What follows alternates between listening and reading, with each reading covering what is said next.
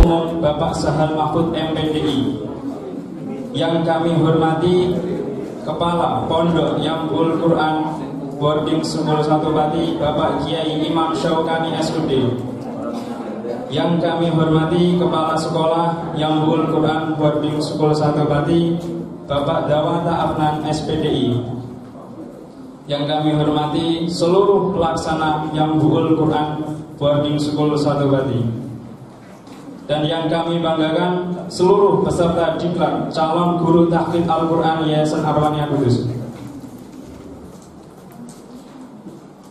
Puji syukur kehadirat Allah Subhanahu wa Ta'ala yang telah memberikan kita nikmat begitu luar biasa sehingga kita dapat berkumpul di tempat yang mulia ini. Salawat serta salam senantiasa kita haturkan kepada junjungan kita baginda Nabi Muhammad SAW. Semoga kita diakui golongan umatnya dan mendapatkan syafaatnya di yaumil qiyamah nanti. Selanjutnya yaitu kami akan menyampaikan susunan acara. Namun sebelum itu alangkah baiknya kita awali acara pada pagi hari ini dengan membaca surah Al-Fatihah bersama. Ala hadiniyah wa ala kulli niyatin sholihah. Al-Fatihah.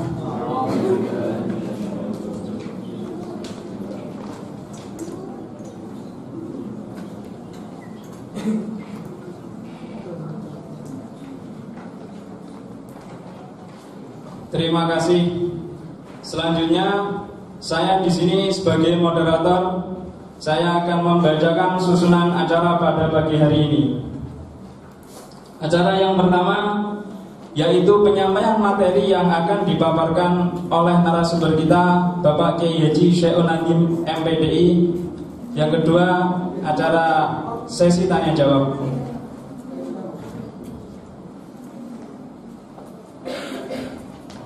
Namun sebelum itu saya akan menyampaikan profil beliau Bapak narasumber kita Bapak Kiai Haji Syai'un Nadim secara singkat. Untuk pendidikan beliau SD, SMP, SMA di Kudus. Selanjutnya S1 di Setain Kudus. Lalu S2 di Universitas Wahid Hasyim Semarang.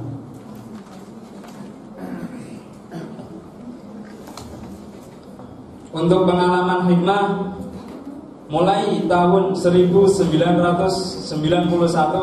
sampai sekarang beliau menjadi khatimul Ma'had Yambul Quran,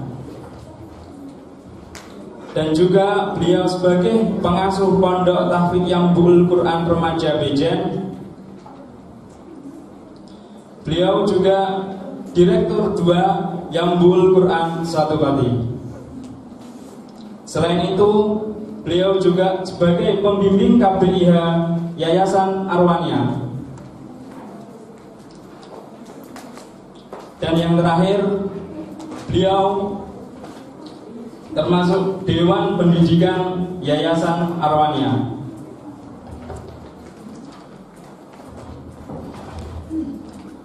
Selanjutnya penyampaian materi yang akan dibawakan oleh Bapak Kiai Haji Syai'un Nadim dengan tema tugas pokok dan kewajiban guru tahfidz Al-Quran. Untuk itu marilah kita mendengar dan menyimak seksama, karena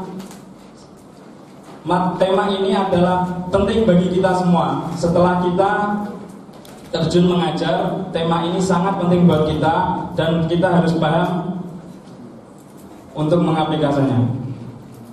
Selanjutnya langsung saja penyampaian materi kepada Bapak Kiai Haji Syai'un Nadim. Waktu dan tempat kami persilakan.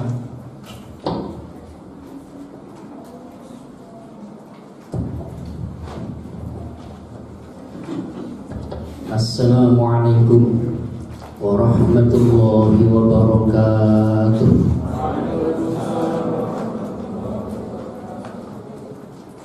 Alhamdulillahi Rabbil Alamin.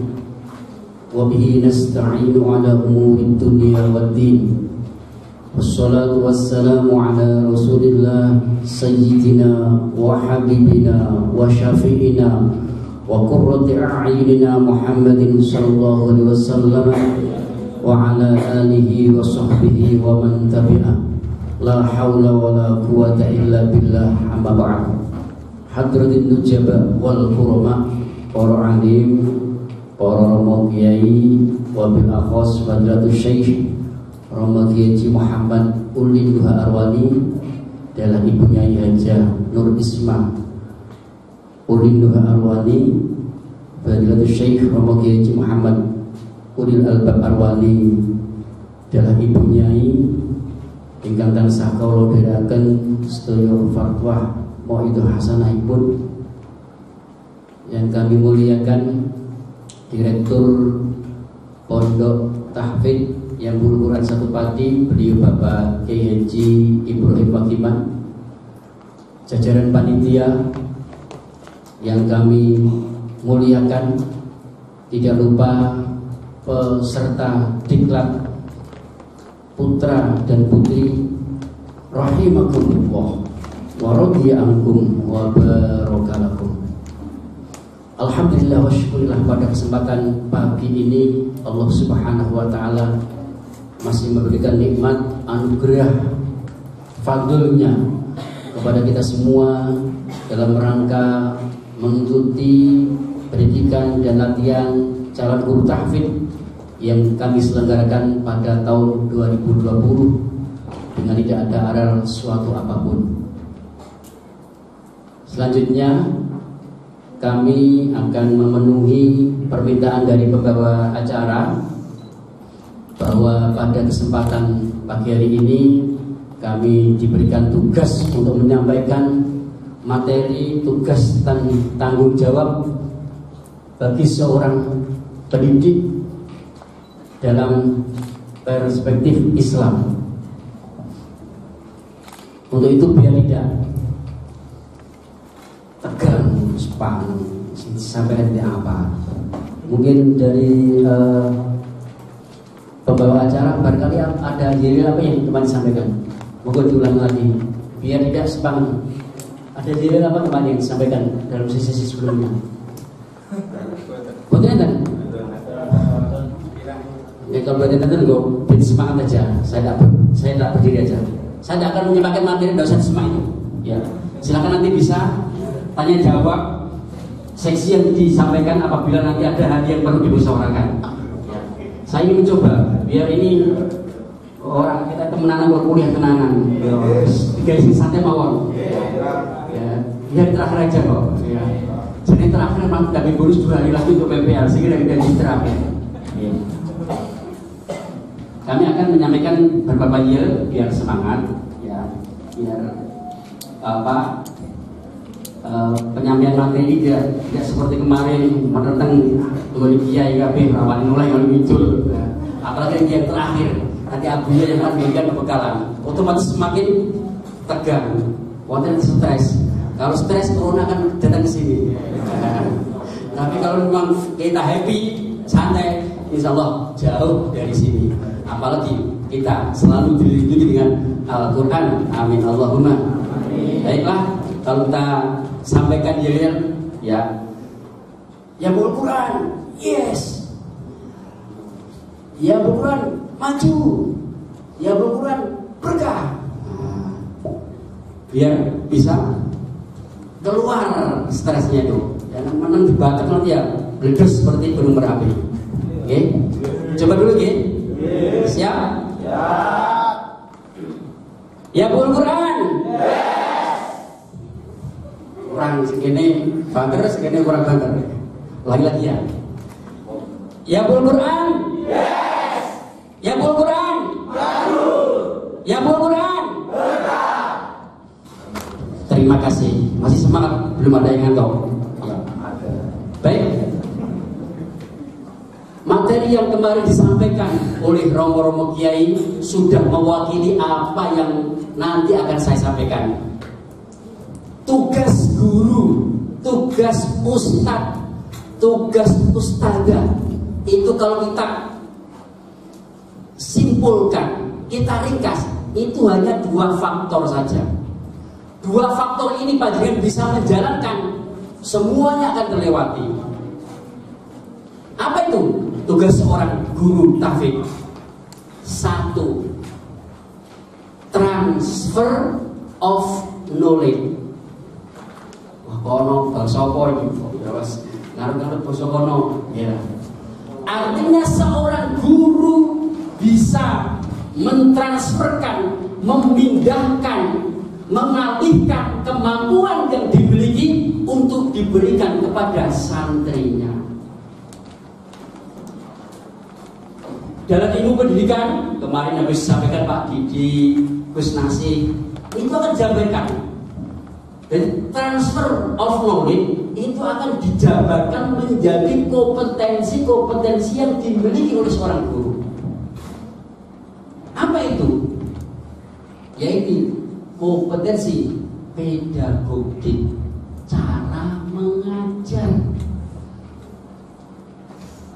Cara mengajar dapat kita laksanakan tidak harus menjiplak daripada guru-guru kita yang telah diberikan. Boleh panjenengan berikan inovasi. Ya, apa yang disampaikan Gus Dur, muhafadzun ala optimis, sorry, wal ahdu bil jadidi aswar. Penting itu ternyata. Itu luar biasa. Ya. Jadi untuk bagaimana supaya peserta didik, santri-santri kita ngaji semangat tuh ya. Di situ harus ada ilmu yang namanya pedagogik, carane mulang. Nah, zaman dulu panjenengan diajar oleh ustadz-ustadzanya. Ora iso gede-gede nangis, mulai matur karo bapak karo ibu, Pak, kalau boten saged digebuk kula karo sekolah. Bapak ora malah bela meh gogolne tambah dies. Diwantem sawat lagi ditambahi. Itu model pembelajaran zaman dulu. Maka kita harus sikapi yang arif. Apalagi sekarang hukum kebablasan, guru mulang saking pegelir secil suwiti tapi gosong lapor ke orang tua nih, orang tua materi ke polisi, anak saya ada pembulian atau perlakuan yang sampai menyebabkan cacat atau luka. Maka ini harus panjenengan sikap yang arif. Tidak boleh aku disuruh orang ngono ya, sadar dewe. Jangan. Dunia pendidikan akan semakin berkembang dan semakin berkembang. Maka hendaknya panjenengan bisa mengikuti perkembangan yang ada dengan menciptakan inovasi-inovasi yang baik. Ya, jangan patok bangkrok. Ya, bisa orang seperti itu kok, jangan.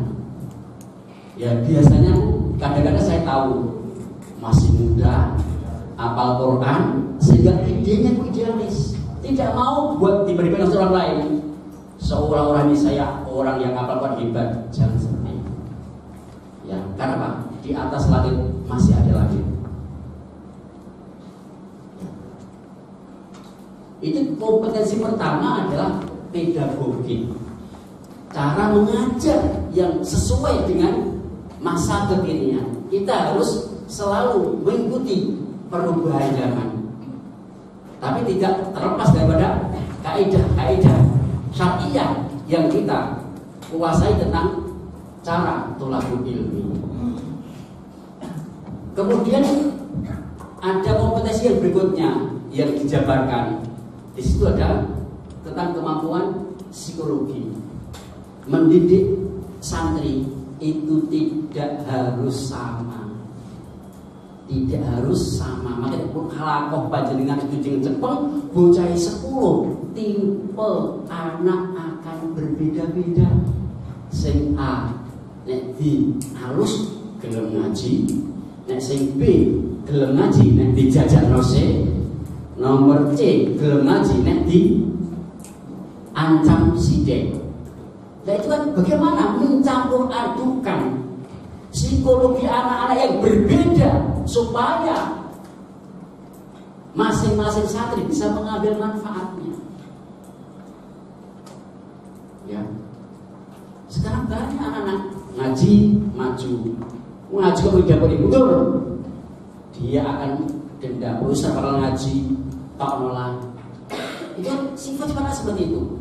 Lah panjenengan karena sudah diamanati sebagai pengganti orang tua atas wali santri yang nitip di pesantren, di lembaga, panjenengan wajib melaksanakan sebaik-baiknya.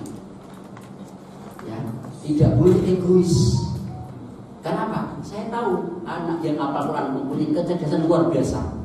Sehingga guru diajar berpikir cepat.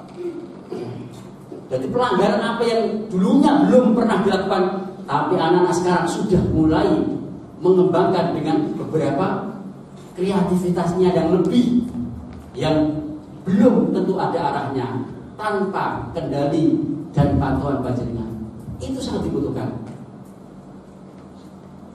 Jadi seorang guru tugas utama memang mentransfer ilmu kepada santri supaya santri itu betul-betul bisa menerima apa yang panjenengan sampaikan.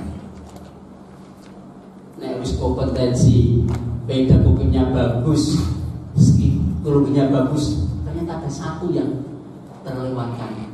Apa?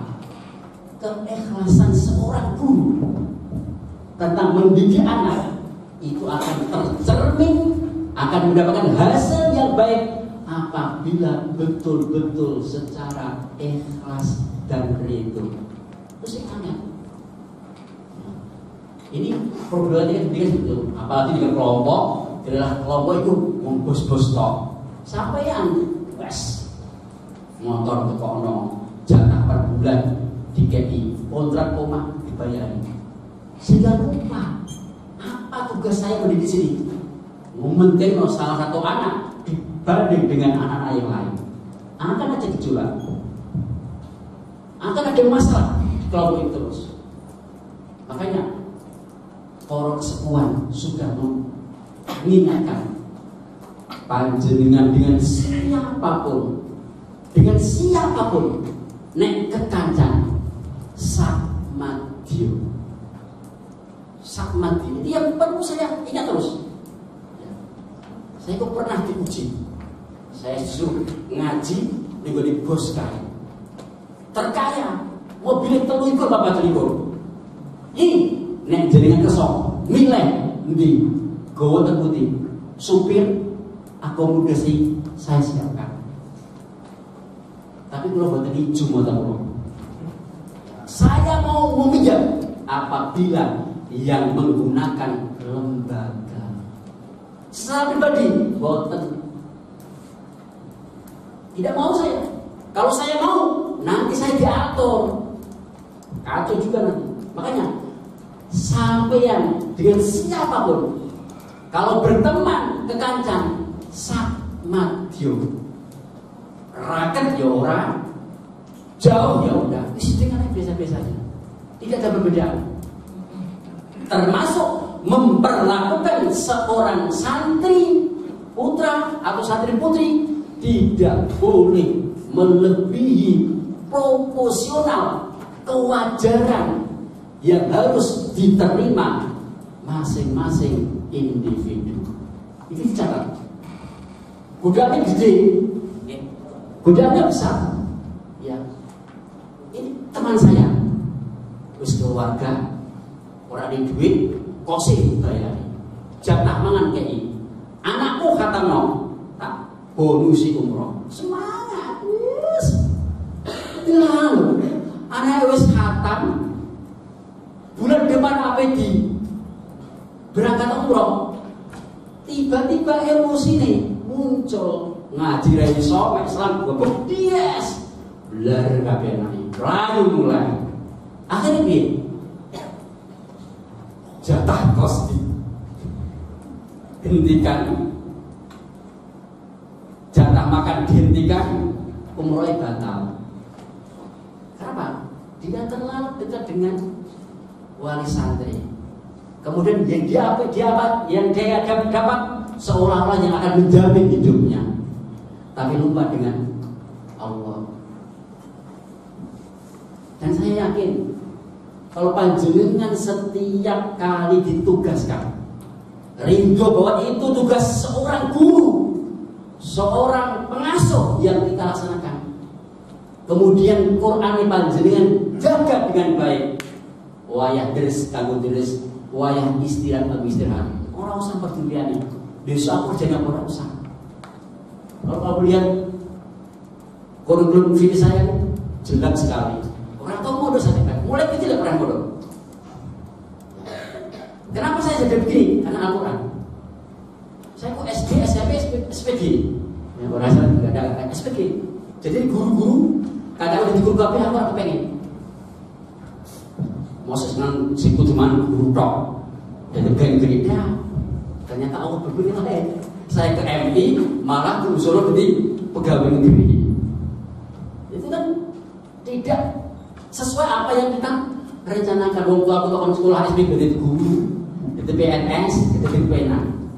Tapi ternyata Allah membalikkan dengan apa yang ada di nasib saya. Ya. Jadi yang perlu itu. Maka pesan saya, kalau panjenengan sudah diterjunkan di lembaga di mana itu jauhkan, orang usah nganyang. Aku udah Jawa atau luar Jawa, itu sedikit usah singatur bisa tahu. Orang selalu protes, perayaan aku aku mas dolas menikah mau masuk aduh. Iya, akhirnya protes. Nilai, enak bodoh kono, bodoh mewah boy hotel daripada kok di isolasi mau. Penekanan saya di keikhlasan panjenengan tidak akan terukur. Nek ikhlas ditempatkan dimanapun, nanti pun akan memanen apa yang panjenengan nanti. Makanya sekali lagi, kalau panjenengan hikmah jangan setengah-setengah. Maksudnya, hamulan, setengah-setengah, berat tugasku, guru sekolah, guru madrasah, santai aja, ngalor ngidul. Kalau sudah beli hikmah, gunakan waktumu 24 jam kalau mampu untuk lembaga itu. Itu kan benar impor Mbah Uli, Mbah. Orang sama itu. Semua yang direkomendasikan berarti beliau ridho. Apalagi dia provokator. Oh, jadi kono. Dia nggak mau Al-Quran. Ora usah. Badai pusat. Tuh saling gede nyasar orang bilang. Nanti saya lihat kehidupan ke depan akan bagaimana. Kalau panjenengan nasar wong menjerumuskan orang, pasti Allah gak akan itu. Ya. Jadi saya sampaikan, saya itu khidmah sudah setengah umur saya. Wis 30 tahun aku khidmah. Tidak tiba-tiba deh, 30 tahun. Berarti 91 sampai jam 30 tahun saya. Itu saya laku dengan baik. Termasuk khidmah. Saya punya prinsip, kalau saya khidmah tidak mau kalah dengan yang lain. Salami jadi guru sekolah, bagian guru Quran, nek blonjone tak ing pasar, got macet dandani, tak rasakno. Dibayar boten. Tapi saat ini beda jauh. Ternyata apa yang disampaikan sesepuh, maka saya sering ini sebagai pengalaman itu aja. Jadi ketika saya mau khidmah itu 2 orang yang sampai sekarang ini masih terkenyang-kenyang.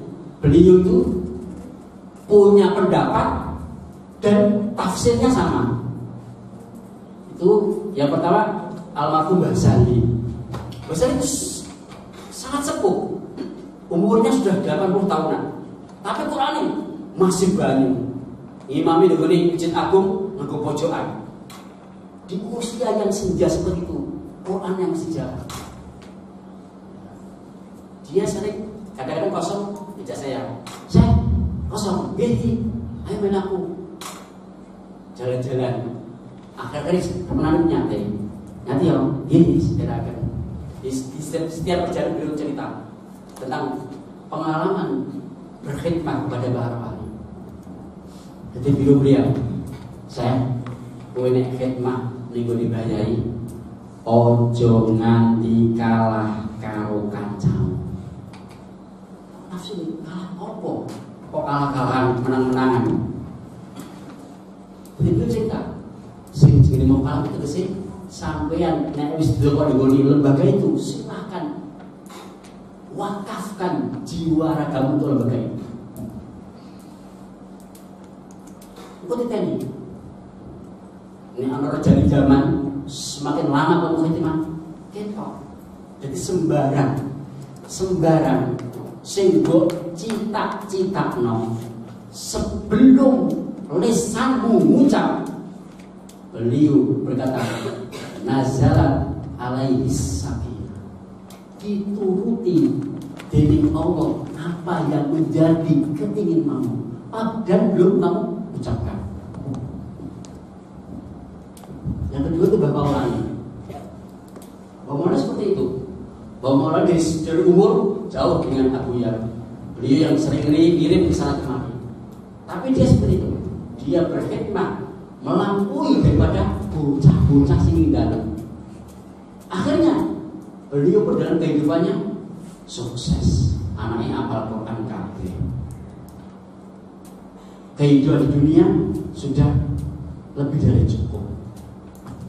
Makanya pengembangan seperti itu hendaknya panjenengan mulai sekarang sudah dibentuk di dalam hatinya. Materi bukan salah satu-satunya tujuan.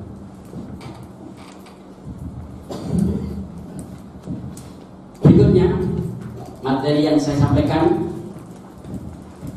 tugas pokok sebagai ustadz adalah transfer of knowledge.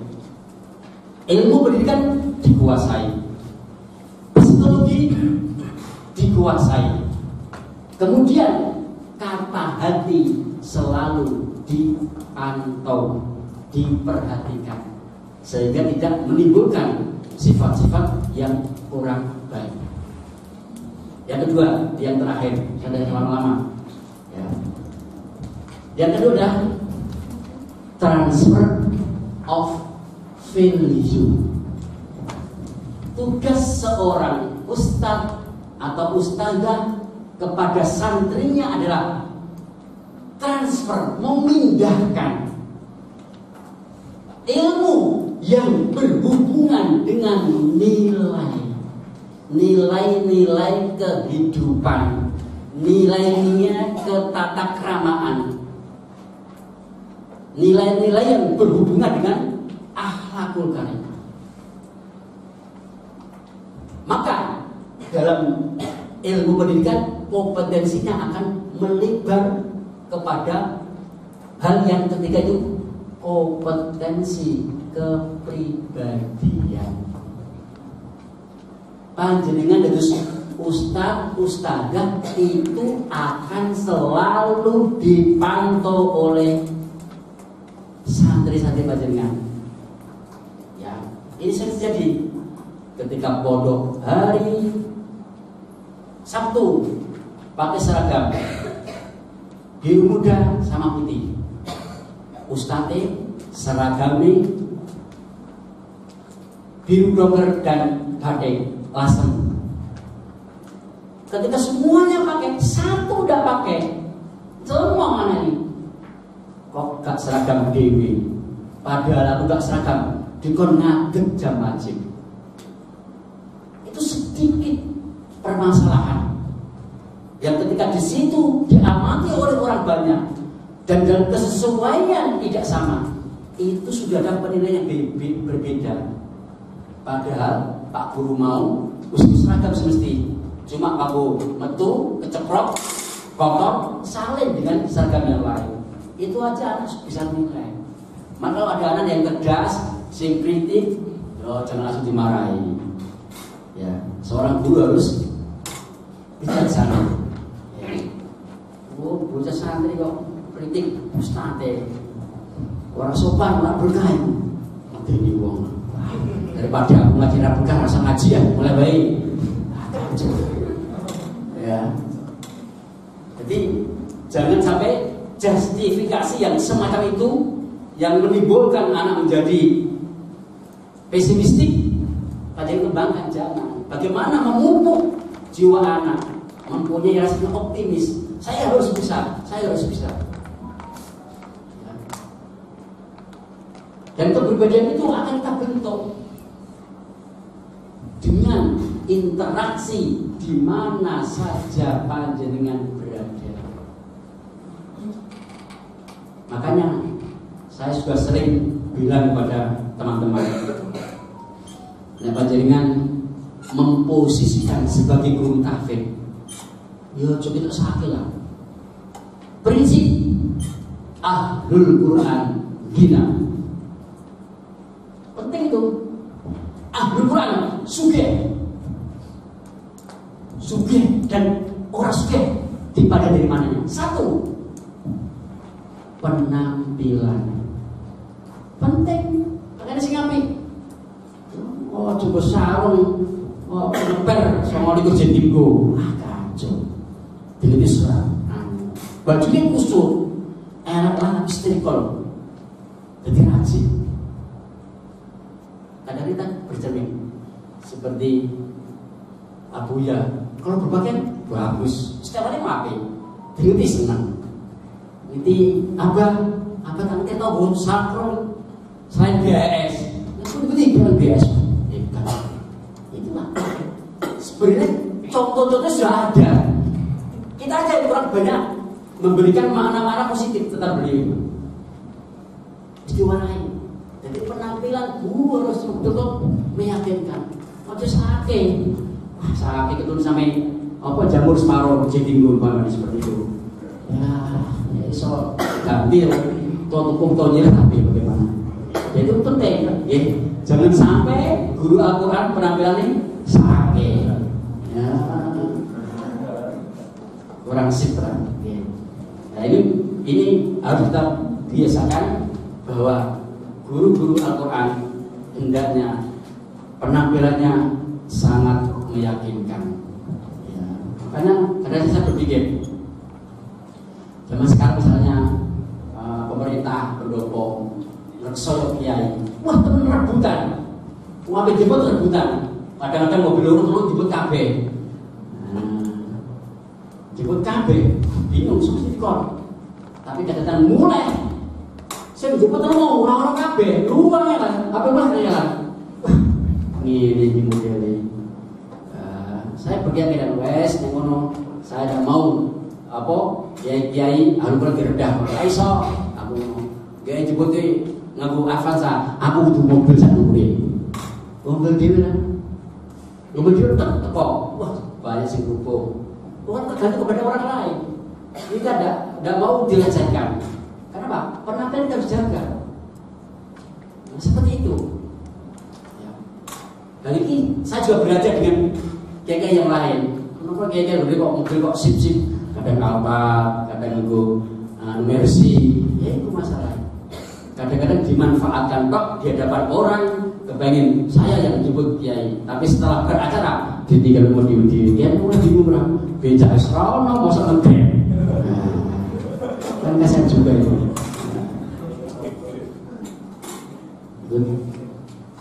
Menjadi renungan panjenengan. Ya. Kemudian penjabaran dari transfer of value adalah satu tentang kepekaan sosial. Artinya apa? Panjenengan sebagai guru Al-Quran, ya, hendaknya bisa menciptakan seluruh lingkungan yang ada pada lembaga tersebut menjadi hal yang baik. Contoh, bakdo dahan piringin ditaruh di tempat yang tersedia, piring didokok, ember sisi piring. sendok dokokno sendok sing sak rupi sendok biasa didokok seperti itu. Nah saya boten rokok ngopi wah jajus peminjam ini sangat kesal dijarno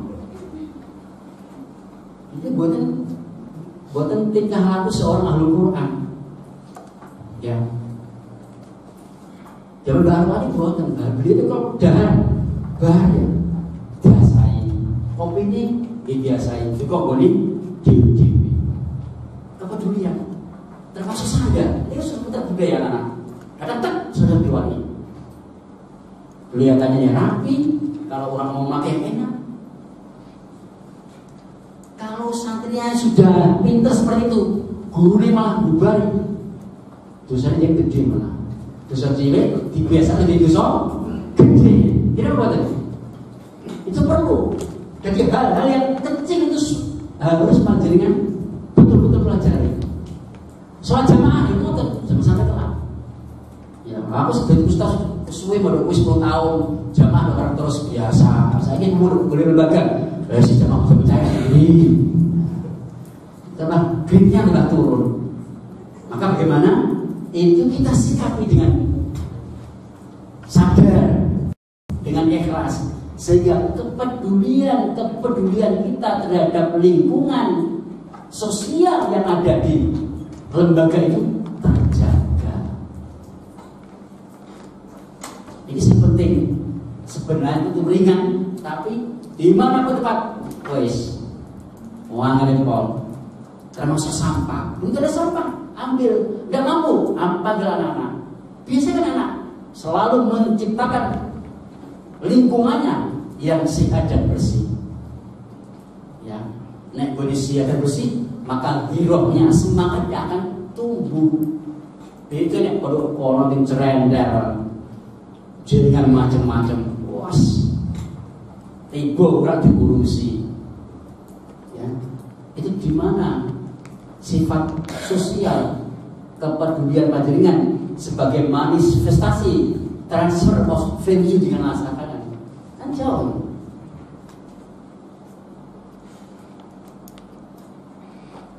Dari itu kami berharap panjenengan nanti ketika selesai diklat dilanjut dengan PPL, ilmu-ilmu yang panjenengan terima silahkan dikembangkan. Jangan letterlek kalian hanya berpegang pada diktat yang ada. Kembangkan lagi. Itu akan memberikan pelajaran yang luar biasa. Sehingga panjenengan kalau benar mengelola pesantren, usah bingung nih. Kopi apa? Sudah terlatih dari mulai awal. Kalau terlatih dari mulai awal, nanti lembaganya sebesar apapun, no problem. Makanya saya sampaikan bahwa yang Quran sekarang tidak hanya di pusat saja. Ya, sesuai dengan kesepakatan Ahlul Bait keluarga dalam bahwa 7 yang dinyatakan resmi menjadi naungan yang Quran. Dimanapun panjenengan ditempatkan, disitulah memang yang terbaik bagi panjenengan. Yang pertama yang Quran satu pati. Ini yang pertama. Kemudian yang kedua berada di yang Quran 2 putri mulia. Ya nanti untuk Bapak ini akan PPL kesalahan mungkin semuanya. Ya, memang baru berdiri 2 tahun. Ya, tapi kemajuannya sangat besar sekali. Kemudian yang ketiga di Batam. Di Batam sudah sebenarnya sudah lama. Sudah 14 tahun di Batam berdiri. Tapi ya alhamdulillah saat ini masih sekitar belasan. Ya, entah apa, wallahu alam, saya tahu. Ya.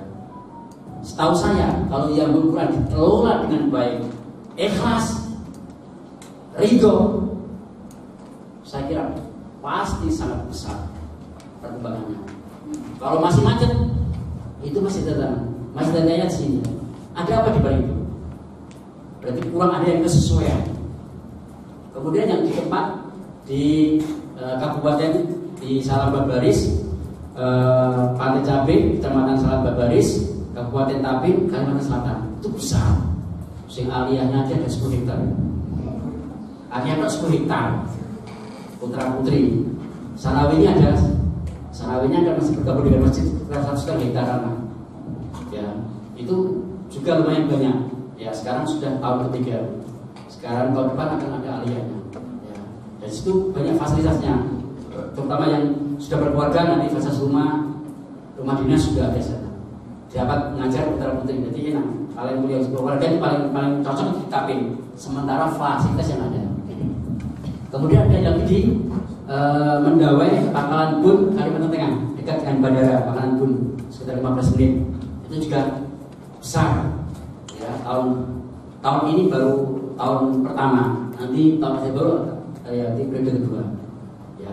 Kemudian yang kelima itu Bengkulu. Pak Bengkulu ini juga masih belum bisa 100% karena ada tarik ulur. Ya. Dulunya kenceng ke pesantren, ternyata sekarang yang pengelolanya cenderungnya ke anggota dewan, jadi rapat hormat sekarang. Ya.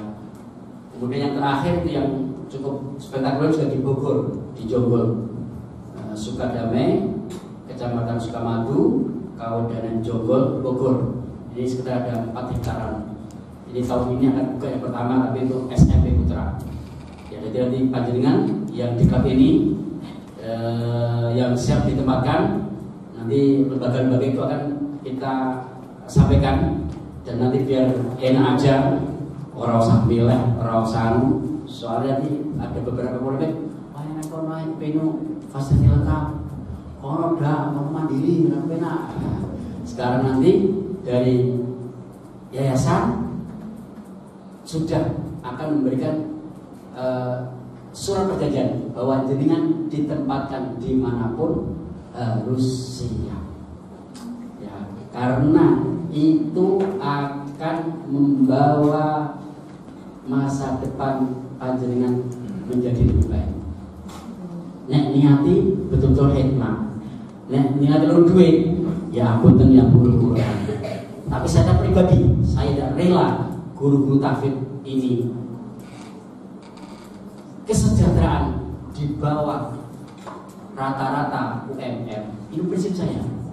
Kebetulan saya tahun ini dipercaya sebagai ketua bidang pendidikan di yayasan. Jadi saya berpikir, proses khawatir untuk kebutuhan saya akan berusaha semaksimal mungkin. Ya. Orang mikir supaya ngulang lagi masalah mangan, masalah sang, insya Allah cukup. Dan jangan ridho tambah akeh. Ada rumah? Nah, hari itu yo 3 piro kurang. Nah, 3 piro kurang. Saya kira nggak usah lama-lama. Ini tinggal 7 menit saya selesai. Lebih baiknya waktu yang tersisa sambil menunggu Abuya rawuh, karena Abuya nanti jam 10 sudah meluncur dari Kajen menuju ke sini untuk memberikan pembekalan dan penutupan acara ini. Maka kami kembalikan kepada moderator. Barangkali kita ada sharing. Saya ketika tidak apa-apa. Saya berterima kasih. Sehingga nanti saya berpikir lebih panjang lagi, akan merubah sikap saya untuk menjadi lebih baik. Nah, jangan menentok, tanggap apa yang saya sampaikan itu menjadi yang terbaik. Ya, maka harapan saya nanti ada beberapa masukan yang menjadi bahan saya bagaimana yang Al-Quran ke depan menjadi lebih baik. Amin ya rabbal alamin. Terima kasih. Saya berikan moderator. Terima kasih kepada Bapak narasumber Bapak Kiai Jusyanadi yang sudah memaparkan dengan jelas. Selanjutnya kami buka sesi pertanyaan untuk 3 penanya. Monggo silahkan yang mau tanya langsung saja sebutkan nama dan pertanyaan.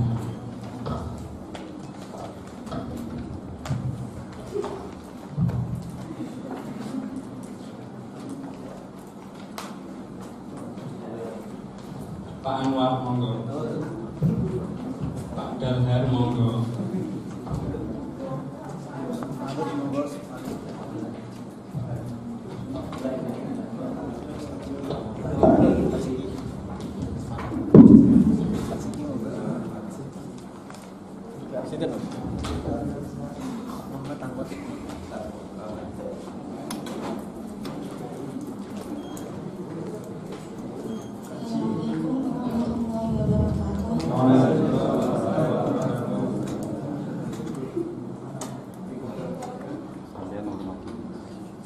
dari PDIP Pusat mau tanya.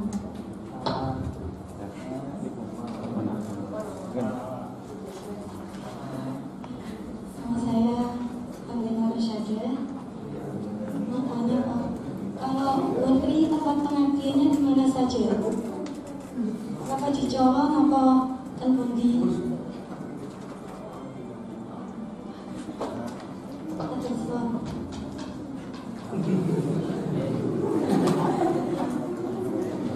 Selanjutnya yang kedua,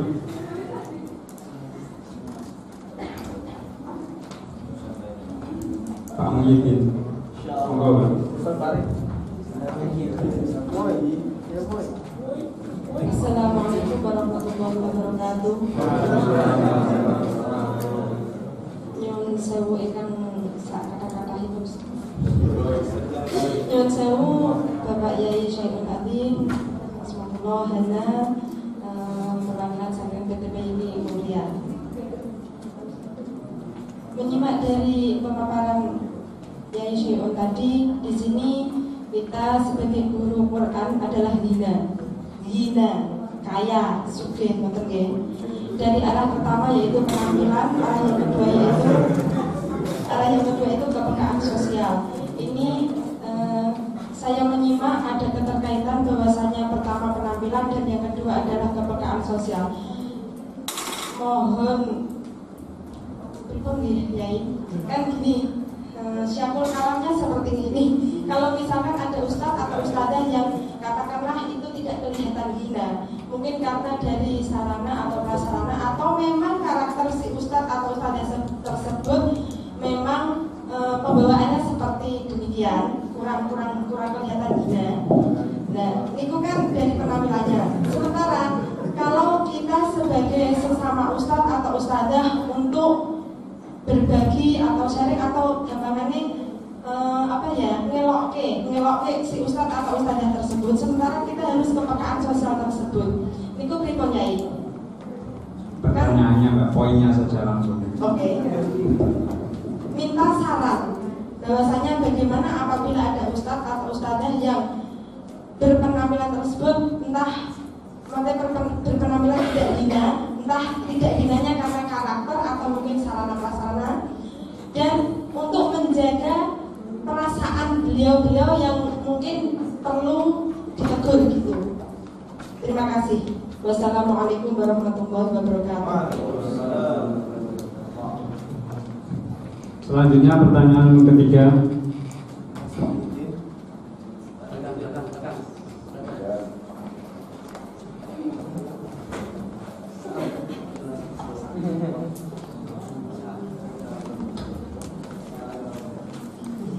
Assalamualaikum warahmatullahi wabarakatuh.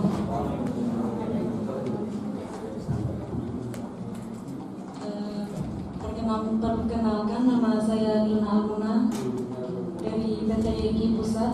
Apunten Yai badhe tambahan. Semisal hikmah niku harus tanggung bawah yayasan Awamiyah apa pripun? Jika misalnya kita udah menikah, apa ustadz atau ustadzah itu emang harus berhikmah di bawah naungan yayasan Awamiyah atau boleh di luar?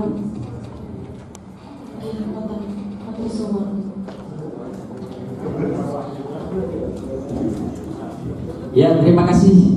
Sudah ada 3 pertanyaan, mungkin saya sambung sambil menunggu Abu Yarawo. Yang pertama tentang pengabdian. Di mana ya? Panjenengan harus cerdas. Ketika sudah melalui diklat ini, tugas panjenengan setor ke Abu ya sudah selesai. Segera untuk berkhidmat. Berkhidmat di mana? Di tempat-tempat yang di situ membutuhkan. Loh, kan belum tentu toh Ustaz. Jumlahnya kan 50, yang dibutuhkan 20. Yang 30 kemana? Segera mengajukan surat untuk dihikmahkan. Di mana? Di dimanapun tempat akan kami ACC sepanjang beliau berkenan. Caranya secara resmi mengajukan surat permohonan. Tidak boleh kondo, Pak, aku sebenarnya kita dulu Pak, TPN itu dewi orang iset buku. Harus ada income di atas cuti. Ini dasar saya. Sebenarnya tuh beliau itu enak. Anggur orang cerita resmi aja. Seperti di kasus kemarin di Pak Imam Masuk buat tarik dinikah no. Nek iso, jangan sampai melukai hati beliau. Dilampun no, nek gelem bebat Imam orang ya wis. Kamu menunda dengan menyelesaikan hikmah itu akan lebih bermanfaat daripada memaksakan beliau harus mengambil kamu belum selesai hikmahnya. Ini saja. Ini pribadi saya, bukan atas lembaga pribadi saya. Nek kepengen dinikah sahabat dari pun hikmah. Dia tidak ada masalah apa-apa. Nek terpaksa hikmah lebih setengah tahun, wis dinikah no, segera memberikan surat permohonan untuk pindah hikmah. Selama beliau membaca langsung di ACC biasanya. Ini tak cerita nih. Oh si butuh orang ngomong kok bancang dengan orang aku. Saya tidak enak. Pokoknya itu bebas. Hikmah dimanapun monggo. Maka sampai harus pinter melihat peluang yang ada. Stories rampung udah goyok, segera mengajukan surat untuk dihikmahkan. Sokor-sokor sudah ada beberapa pilihan. Karena apa? Nanti lembaga itu akan surati. Bagi hikmah di setahun, baru itu aku jalur balasan. Dilaksanakan nggak hikmahnya selama setahun itu? Mungkin formalitas stok. Formalitas stok, gak boleh hikmah juga malah orang. Berarti gini, jelas ya tentang hikmah? Gini? Ya. Kedua, saran apabila ada ustaz kehandaran di koannya. Itu penyakit orang. Orang ini tak kalau sport wae. Wah, dan ini uang lepol. Seragam itu kok larang-larang. Mesti orang ketimbul. Alasan ngundang lain. Kita kan sebatas mengingatkan. Bu, elingno karo kanca, ora ana perhatiane naik ke atas ke koordinator tahfidz. Iku harus satu angel kok. Seragaman itu putih, jadi mau nggak boleh kok abang hijau. Nanti koordinator akan menegur.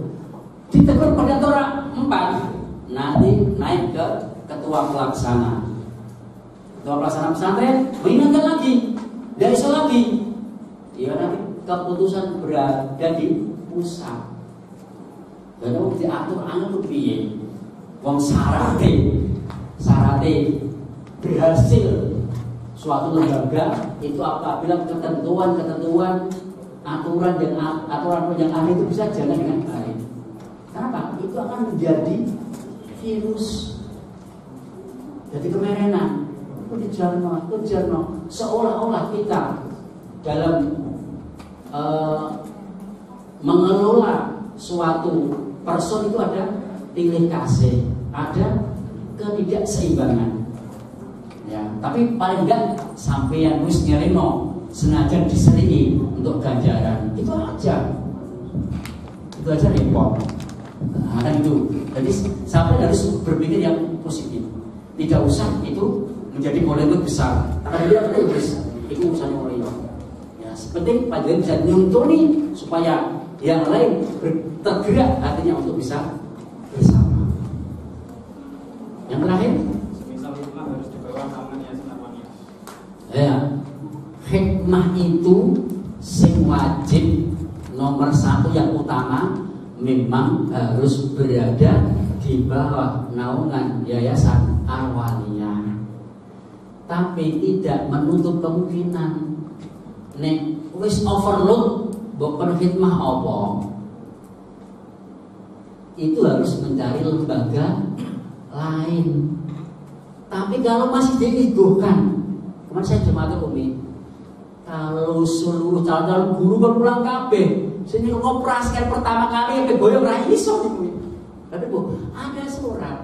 Saya tetap berkhidmat di Pondok Pusat, tapi bagian saya bagian koperasi, bagian keamanan. Ini harus dibadar. Ya ini raiso. Makanya kalau ingin mengajar berarti harus mencari lembaga lain dengan syarat mengajukan surat permohonan. Makanya nanti setelah ini selesai PPL, kemudian ada pemetaan, sing ora ditugasi segera browsing cari tempat.